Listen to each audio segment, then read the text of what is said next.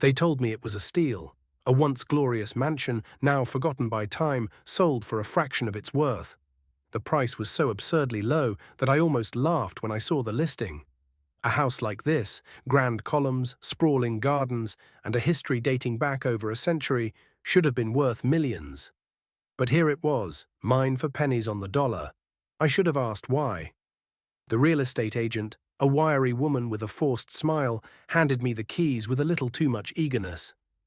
"Congratulations," she said, her voice brittle. "It's a special home." That should have been my second warning. The first was the house itself. The moment I stepped onto the cracked marble steps, a biting chill crawled up my spine. Not the kind of cold that comes with neglect, but something deeper, something that settled into my bones and whispered, "Leave." I didn't listen. The mansion was a towering beast of dark wood and stone, looming against the grey afternoon sky. Its windows, once adorned with elegant drapes, now stared like black, vacant eyes. I pushed open the heavy oak doors, and the hinges groaned like something ancient and wounded. Inside, dust coated everything, thick as a funeral shroud.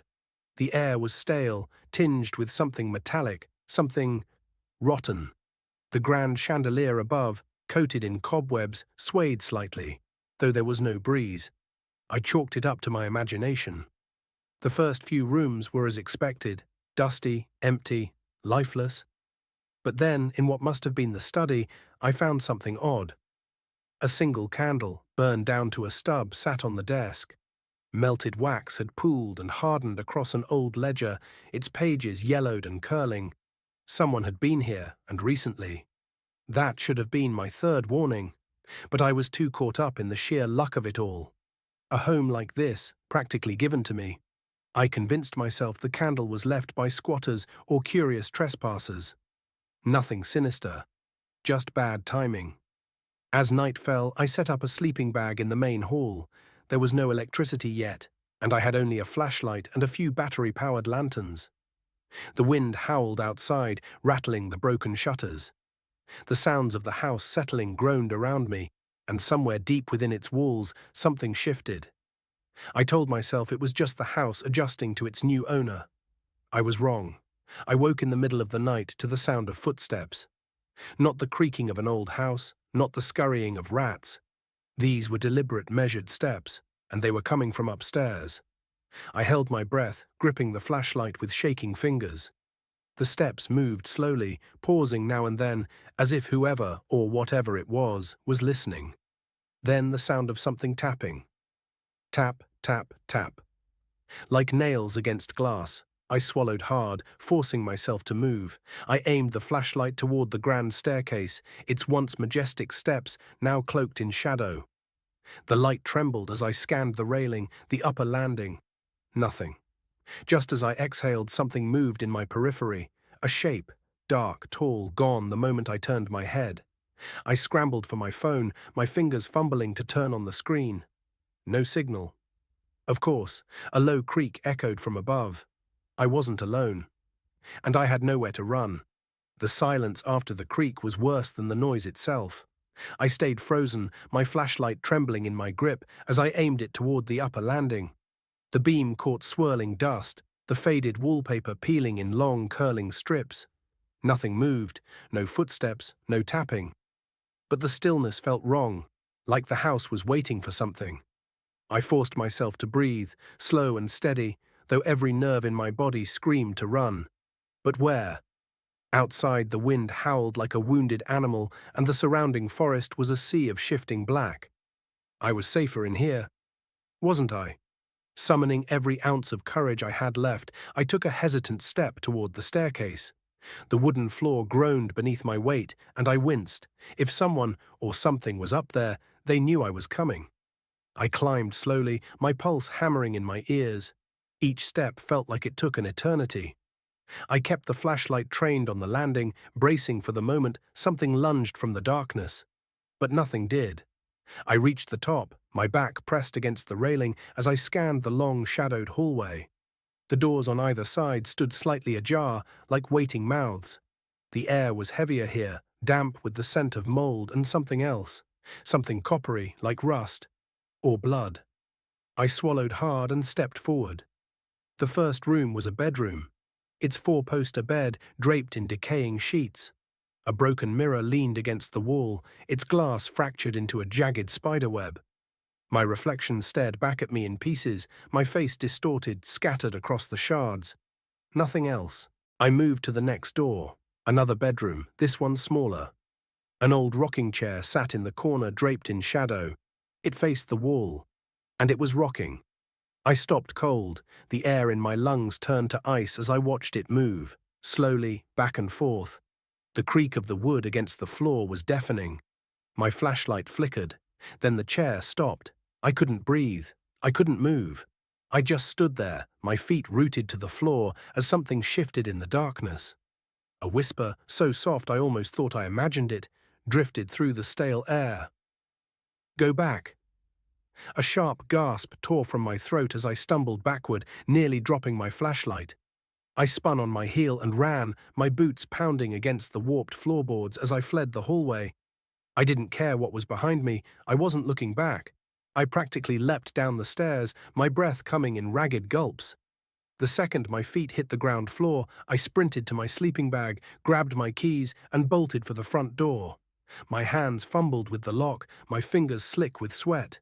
The knob wouldn't turn. I rattled it, yanking with all my strength. It didn't budge. A chill coiled around my spine. The house didn't want me to leave. I swallowed the rising panic and forced myself to think. The back door. I hadn't checked if it was locked. I turned, still gripping my flashlight, and made my way through the darkened corridors toward the kitchen. The air grew colder with every step, the shadows thickening, stretching unnaturally. The kitchen was a relic of the past, an old cast-iron stove, wooden cabinets warped from years of neglect, and a refrigerator that looked like it hadn't been opened in decades. But I wasn't here to admire history. I rushed to the back door and twisted the handle, locked. A sinking dread settled in my stomach. Then I heard it, a faint scratching. It was coming from inside the refrigerator. Every instinct told me to run, to leave this place and never look back. But something held me there, my body rooted to the ground as the sound continued. Slow, deliberate, nails dragging against metal. I reached out, my fingers trembled as they curled around the handle. I pulled. The door groaned open with a sickening creak, the stale, frozen air rushing out like a breath from something long dead. And then I saw them. Stacks of them, frozen into the ice. Dozens, maybe hundreds, embedded in the frost-covered walls of the fridge. Some were new, the faces behind the plastic still bright and young. Others were older, the images faded, the edges curling, and beneath them, in the shadows of the frost-laced interior, a hand. Not a severed one, no, this was worse. It was pressed against the ice from the inside, as if someone had been trying to claw their way out. The fingers were splayed, the tips blackened with frostbite, frozen mid-scratch. My breath hitched, a scream clawing its way up my throat, but before I could release it, the hand twitched. I stumbled backward, knocking into the counter. My flashlight slipped from my grip and clattered to the floor, spinning wildly, its beam flaring across the walls. My heartbeat thundered in my ears, drowning out everything. Then the door slammed shut, not from the wind, not from gravity. Something closed it. I didn't need another sign. I bolted from the kitchen, back toward the main hall, my only thought to get out. The windows. Maybe I could break one. Maybe I could. A sound froze me in place. Footsteps, but they weren't coming from above this time. They were coming from the basement, heavy, slow, coming up the stairs. Then a voice, low and ragged, whispered through the darkness. "You're not supposed to be here." The basement door creaked open, and the lights went out. The darkness swallowed everything. For a moment the house was deathly silent. The only sound was my own frantic breathing, ragged and uneven. My flashlight lay on the floor, its beam flickering as it spun in lazy circles, casting wild, shifting shadows across the walls. Then came the sound again. Footsteps, slow, deliberate, rising from the basement. Each step was heavy, the wood groaning under an unseen weight. I couldn't see it, whatever it was, but I knew it was there. Something was coming, and it was coming for me. I scrambled for my flashlight, my fingers slick with sweat as I snatched it from the floor. I turned the beam toward the basement door just as it creaked open the rest of the way. The stairs descended into an abyss of blackness, the kind that swallowed light whole.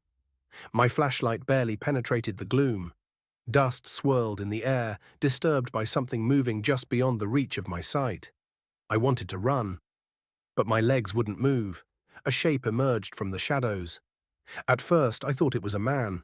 The outline was human, tall, broad-shouldered, but as the beam of my flashlight settled on it, my stomach clenched with a cold, primal fear.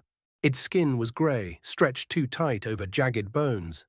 The face, if you could call it that, was obscured in the darkness, but I could see its mouth, a gaping maw, lips cracked and dry, as if it had been screaming for years. And the worst part, it wasn't walking, it was gliding. Its feet never touched the ground, yet the wood beneath it creaked with every movement. I took a step back, my heartbeat slammed against my ribs, my breath catching in my throat. Then, in a voice that sounded like 1,000 dead whispers, it spoke. "Get out." The words weren't a warning, they weren't a plea, they were a promise. I turned and ran. I don't even remember moving, only the sheer panic that overtook me as I sprinted for the front door.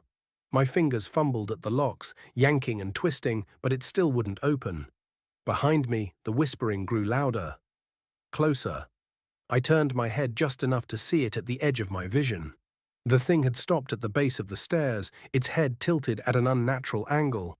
Its mouth moved, forming words I couldn't understand, but I felt them. A deep, aching dread rooted itself in my bones. Then something changed. The whispering stopped, and the thing in the basement smiled, a slow, horrible, knowing grin that stretched too wide for its face. Then the lights flickered back on. The room was empty, the basement door was closed, and I was alone, or so I thought. I took a shaky breath and turned back to the door. My hands trembled as I reached for the lock again. This time, the knob turned easily, too easily. It had been locked before, stuck. But now, it swung open as if it had never been shut. The cold night air rushed in, carrying the scent of damp leaves and earth. The house was letting me go. I didn't wait for it to change its mind. I ran outside, the grass wet beneath my feet. My car sat in the driveway, dark and silent. I yanked the door open and threw myself inside, locking it behind me. My hands fumbled for the keys, my breath coming in panicked gasps. I turned the ignition, the engine coughed. Once, twice, it didn't start. I twisted the key again, harder this time. The dashboard lights flickered weakly, then died. The battery was fine earlier. I had driven here without a problem. Something didn't want me to leave after all. Then, in the rearview mirror, I saw it.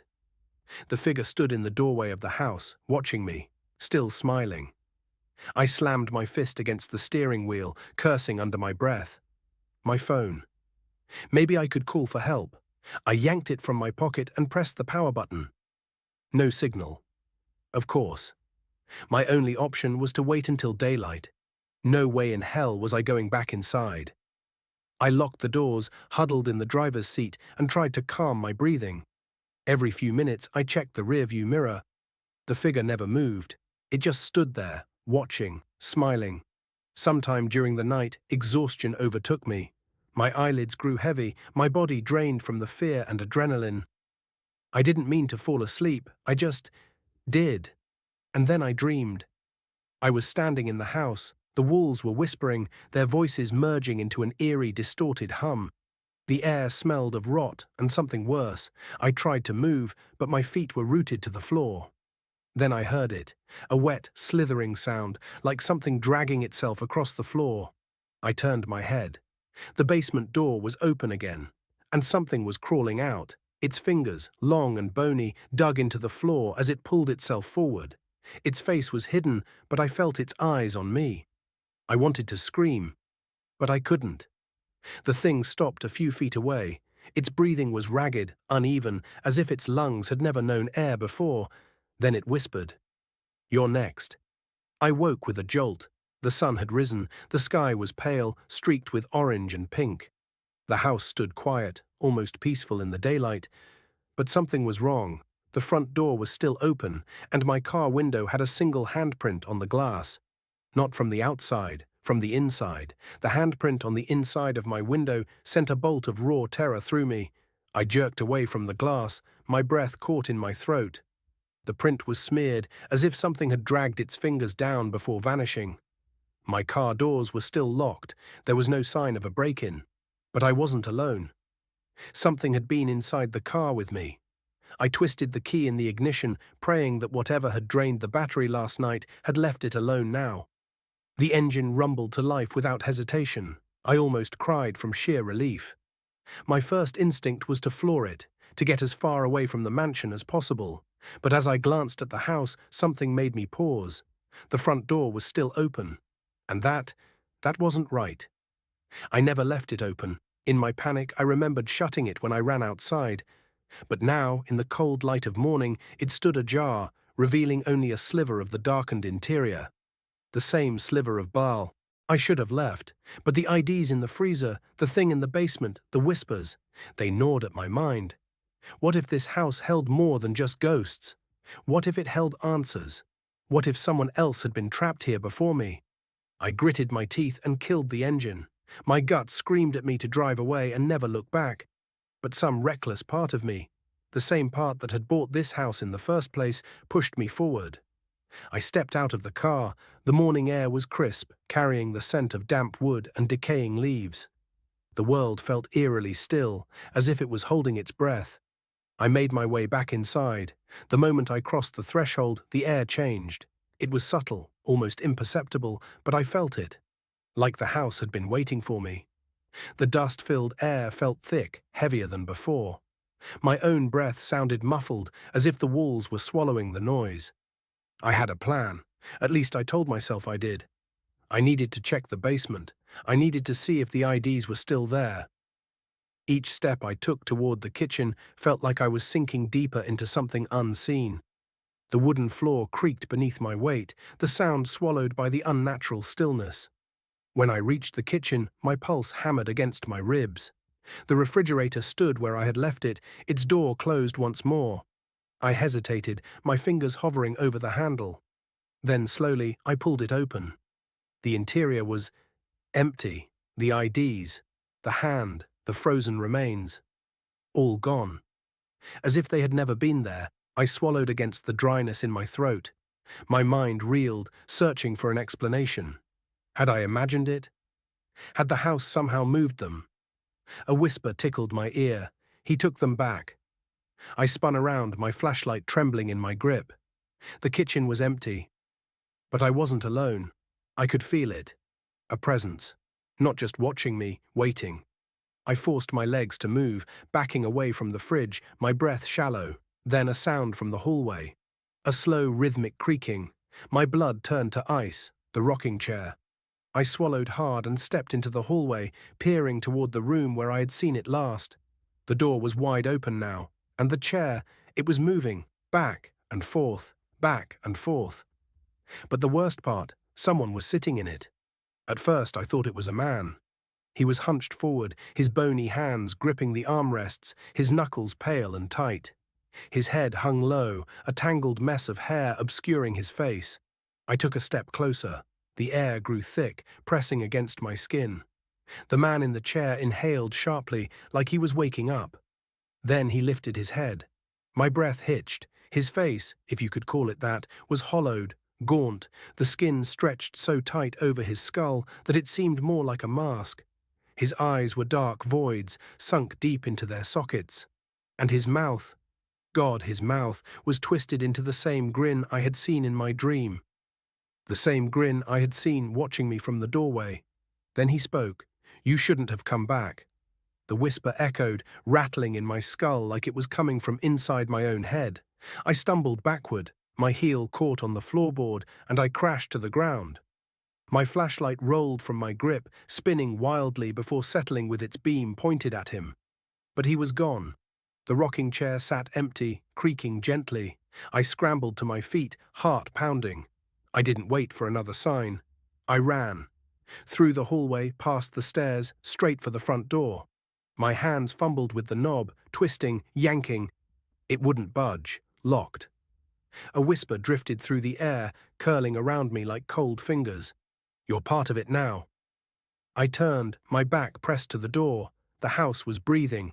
The wallpaper pulsed, bulging as if something underneath was trying to push its way through. The floorboards trembled beneath my feet. The walls, Christ, the walls, shifted, stretching, warping like living flesh. And then, from the top of the staircase, the thing from the basement stepped forward. Only now, it wasn't alone. The shadows twisted behind it, forming shapes, bodies, faces. Hollow eyes stared at me from the darkness, their mouths moving in soundless whispers. I pounded on the door, screaming. My fists slammed against the wood, but it was useless. The house wouldn't let me leave. Then a whisper, different this time, urgent. The hatch. My mind snapped to the only thing I hadn't checked, the hidden hatch I had seen in the floor near the study. I turned and bolted, tearing through the house like a madman. The whispers grew louder, swirling in my ears, a chorus of voices whispering my name. I reached the hatch, yanking the rug aside. My hands clawed at the edges, my fingers finding the hidden latch. I wrenched it open. A ladder disappeared into the darkness below.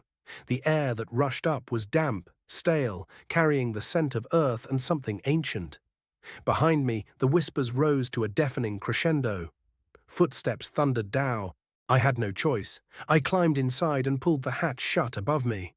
Darkness swallowed me whole, and then somewhere in the blackness beneath me, something breathed. The darkness was absolute. The moment I pulled the hatch shut, the air changed. It grew damp and heavy, carrying the scent of wet earth and something rotting. My breath came in short, panicked gasps as I fumbled for my flashlight, my fingers slick with sweat. When I switched it on, the beam barely cut through the thick, suffocating blackness. I was in a tunnel. The walls were packed dirt, rough and uneven, with thick roots snaking through the ceiling like veins. The floor was cold and damp beneath my palms. I had fallen when I climbed down, landing hard on what felt like compacted soil. Above me, the whispers were fading. The thing in the house, whatever had been watching me, chasing me, was still up there. But it hadn't followed. Not yet. I forced myself to stand, my knees shaking. The tunnel stretched ahead of me, a single narrow passage vanishing into the gloom. The air was thick with moisture, each breath carrying the stale scent of something long forgotten. Then a sound, not a whisper this time, drip, drip, drip. Water, number, not water. I moved the flashlight's beam to the floor, following the noise. A dark stain spread across the dirt ahead, seeping from the roots that twisted through the walls, thick, black, like old blood.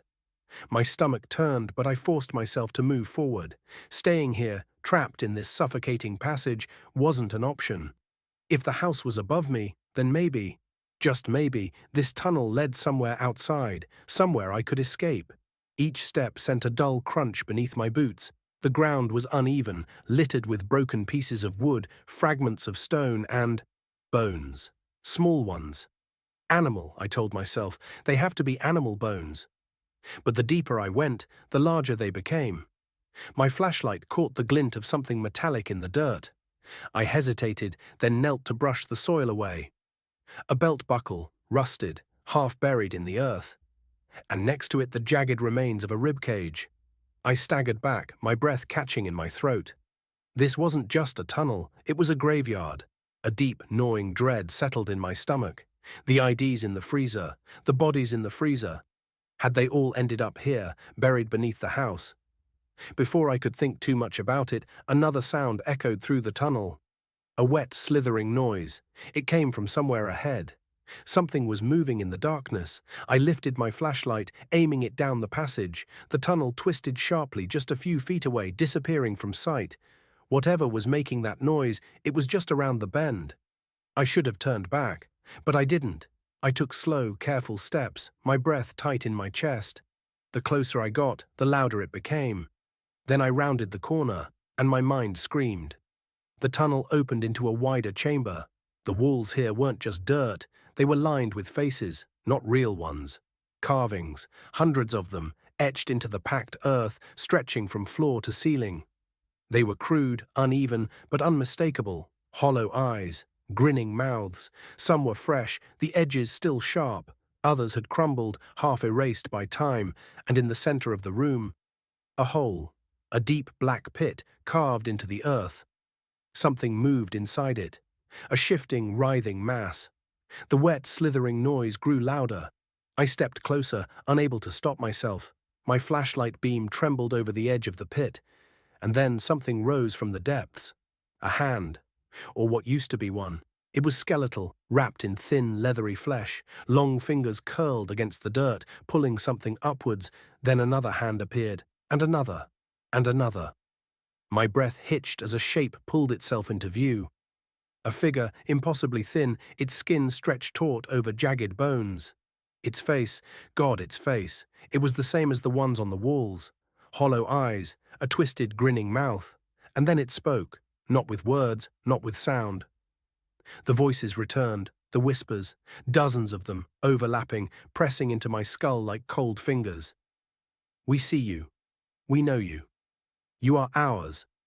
The thing lunged. I stumbled back, barely dodging as one of its long, bony arms lashed toward me. Its fingers scraped the dirt, leaving deep gouges. I turned and ran. The tunnel blurred as I sprinted back the way I came. The whispers swarmed around me, rising into a shrieking cacophony. No escape. You belong here. Stay. I didn't listen. The ladder was just ahead. I could see it now, the hatch still shut above. I leapt onto the first rung, climbing as fast as my shaking hands could manage. The whispers screamed. The thing was behind me. I didn't need to look. I felt it. A clawed hand grasped my ankle. I kicked wildly, my boots slamming into something solid. A shrill, distorted hiss filled the tunnel. I reached the top, throwing my weight against the hatch. It didn't bud. No. I slammed my fists against it, panic clawing up my throat. Then suddenly, light. The hatch flew open. A hand grabbed my wrist and yanked me up. I hit the floor hard, coughing, gasping for air. My flashlight tumbled away, the beam flickering wildly across the walls. I turned to see who had pulled me out. There was no one. The hatch slammed shut on its own. The whispers stopped. The house was silent again. I lay there, chest heaving, my entire body trembling. The air was heavy, the scent of damp earth clinging to my skin. I wasn't sure how long I stayed there. Minutes? Hours? But then I heard it. Not a whisper, not a voice, a knock. 3 sharp, deliberate knocks, coming from beneath the hatch. I scrambled away, pressing myself against the far wall. My heart pounded so loud I could barely hear my own breath. The knocking stopped. A new whisper curled through the air. Next time, you won't get away. I stared at the hatch, dread twisting in my gut, because I knew one thing for certain. There would be a next time. I didn't sleep. Not that night. Maybe not ever again. I sat against the far wall, my knees pulled to my chest, my eyes locked on the hatch in the floor. My skin felt stretched too tight, my nerves thrumming with exhaustion and raw terror. The knocking hadn't come back. But that was worse, because now I knew it was waiting. The house was silent again, but it wasn't empty. It never had been. I just hadn't been listening before. Now I could hear it. The walls weren't just old wood and stone. They breathed. The air inside them shifted like lungs inhaling, exhaling. The foundation creaked like tired bones settling into place. And somewhere inside, deep in the marrow of this place, it was moving. Whatever lived beneath the house, whatever had been here before me, it wasn't done yet. The missing room, I forced myself to stand. My limbs ached, my head heavy with exhaustion. I needed to get out. But I had tried the doors, I had tried the windows. I had even tried smashing the glass, but the moment I struck it, I felt something. Something watching. Something waiting for me to go a step further. The house wouldn't let me leave, not yet. So if escape was impossible, I had only one option left. I needed to understand why. I needed to figure out what this house was. I moved carefully through the dimly lit corridors, my flashlight beam shaking in my grip. The mansion felt different now. The air was heavier. The shadows seemed closer. And then I saw something I knew hadn't been there before. A door. It stood at the end of the hallway, its wooden surface warped and splintered, as if it had been forced shut from the inside. But I had been down this hall a dozen times. This door hadn't been here before. My pulse quickened. Slowly, I reached for the knob. The second my fingers brushed the metal, a whisper slid across my ear. "You don't want to see." I yanked my hand back, my breath catching. The whisper was different from the others. It wasn't cruel or hungry. It almost sounded afraid. I hesitated. Then, before I could second-guess myself, I grabbed the knob and turned. The door swung open with a groan, and I understood.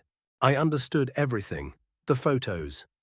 The room was small, windowless. The walls were lined with dusty shelves filled with photos.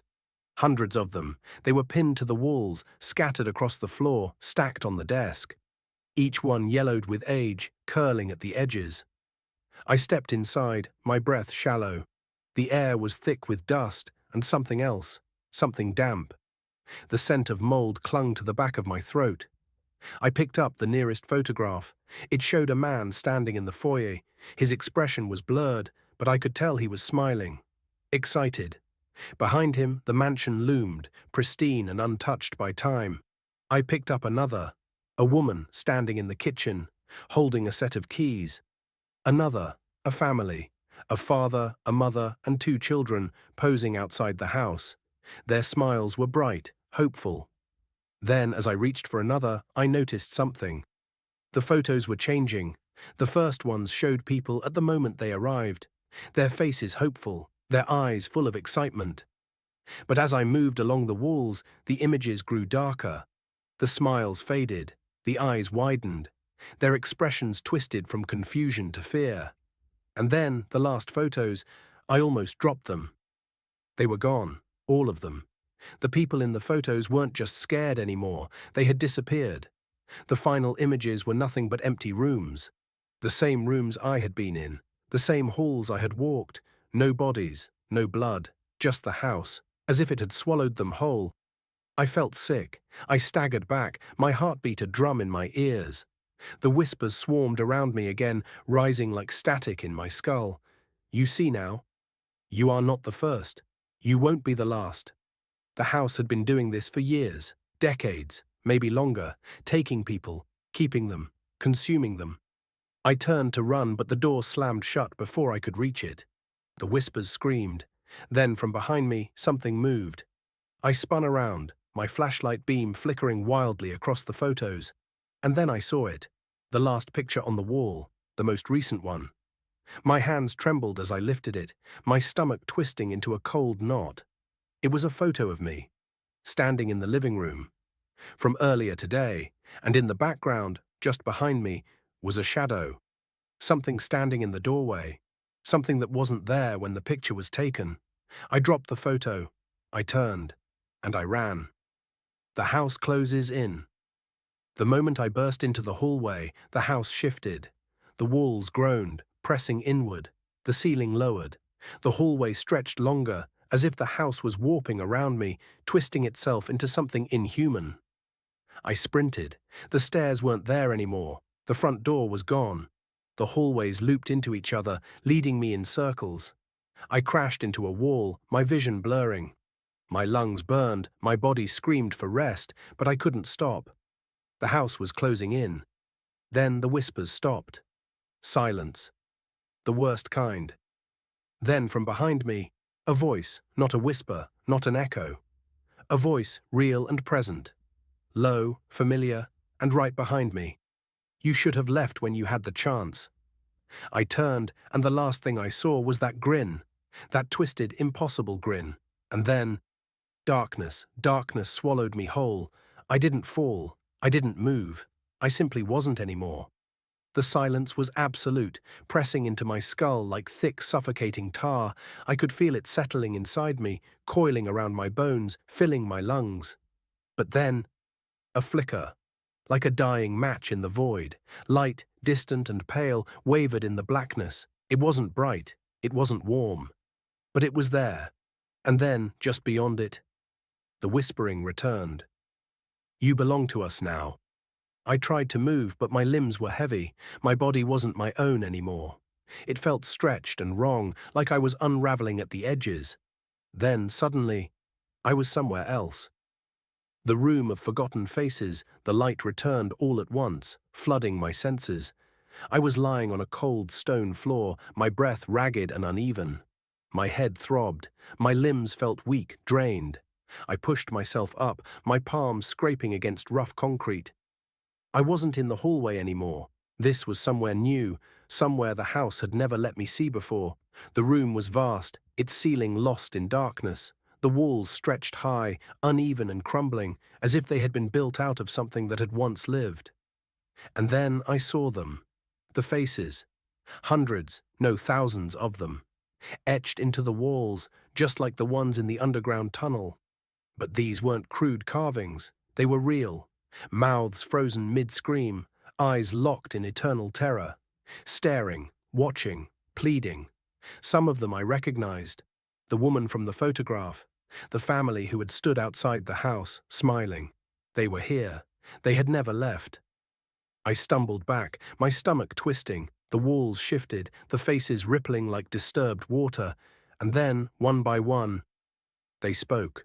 Not in whispers, not in fragmented thoughts, but in a single unified voice.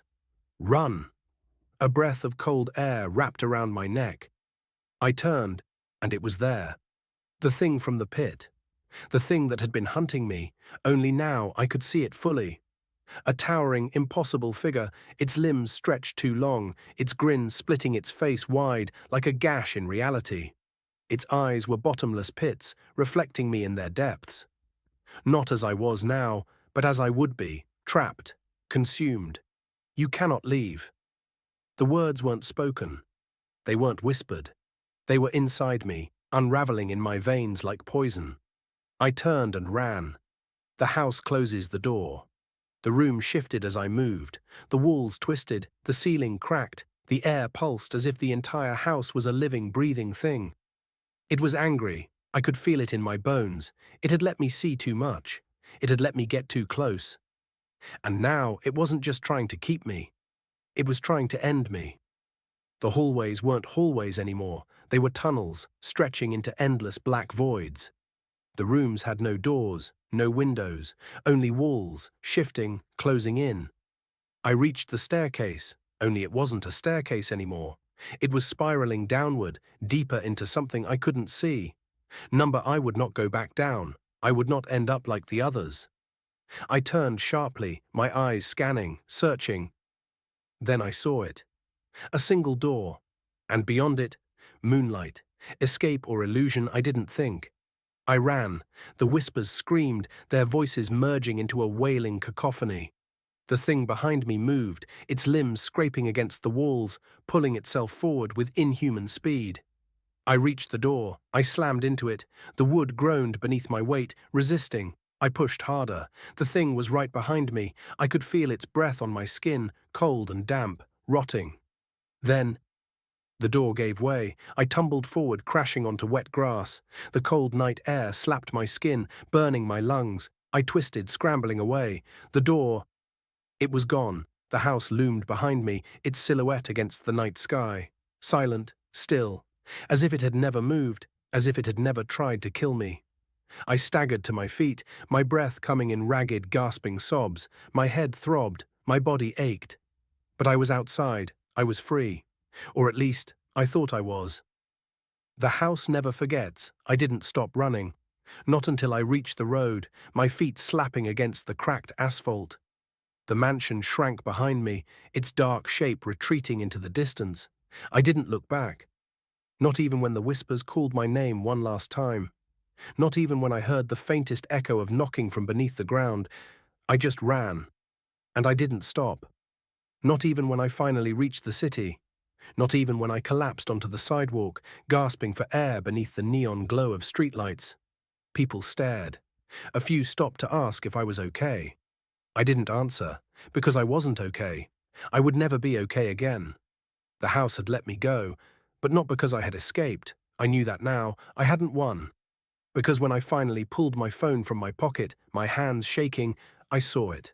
A new photo in my gallery. A picture I hadn't taken. A picture of me, standing outside the house, and just behind me, a shadow. Watching. Waiting. Smiling. Here are detailed image prompts for the key scenes in your story. You can use these prompts to generate AI images that capture the chilling atmosphere of each moment.